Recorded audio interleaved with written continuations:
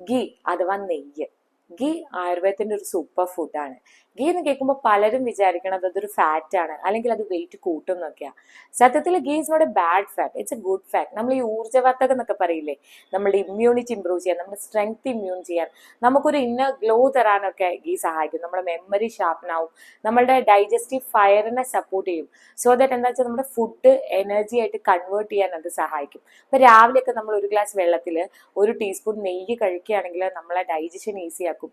Constipation ഒക്കെ ഉണ്ടെങ്കിൽ അതൊക്കെ ഓക്കെ ആക്കാൻ അത് നല്ലൊരു കാര്യമാണ്. പിന്നെ രാത്രി അതേപോലെ ഉറങ്ങാൻ നേരം നമ്മൾ പാലിൽ നെയ്യ് ഒഴിച്ച് കഴിക്കുകയാണെങ്കിലും അതെ, നല്ലൊരു ഡീപ്പ് സ്ലീപ്പ് കിട്ടാനും നമ്മുടെ സ്ട്രെസ്സൊക്കെ ഒന്ന് കുറയ്ക്കാനും ഒക്കെ നല്ലതാണ്.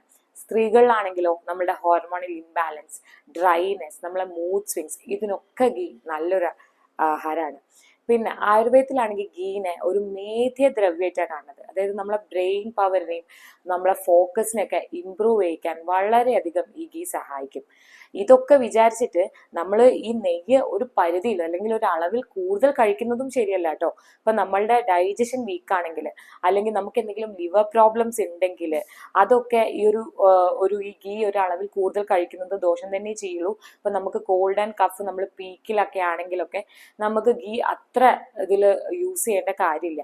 സോ ഇതൊന്നും ഇല്ല എന്നുണ്ടെങ്കിൽ നമുക്ക് ദിവസത്തിൽ 1 ടീസ്പൂൺ ഒക്കെ ഗീ കഴിക്കുന്നതുകൊണ്ട് തെറ്റൊന്നുമില്ല.